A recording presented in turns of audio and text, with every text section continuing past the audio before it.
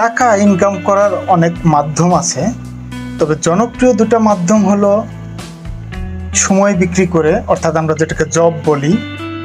এটা হচ্ছে আপনি প্রত্যেক দিন 8 ঘন্টা বা 10 ঘন্টা সময় দিবেন, মাস শেষে এত টাকা বেতন নেবেন। আরেকটা হচ্ছে স্কিল বিক্রি করে। ধরুন আপনার গাড়ি খারাপ হয়ে গেল, একজন মেকানিকের কাছে নিয়ে গেলেন, সে আপনার গাড়িটা 2 মিনিটে ঠিক করে 2000 টাকা চার্জ করল।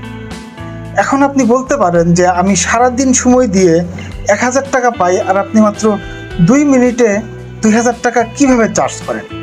যদি আপনি এটা বলেন তাহলে প্রশ্নটা এরকম আসবে যে তাহলে আপনি নিজেই ঠিক করে নিতেন, খরচ কম হতো।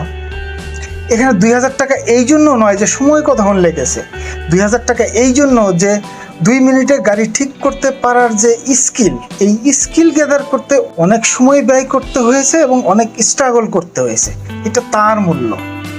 জনপ্রিয় একটা গল্প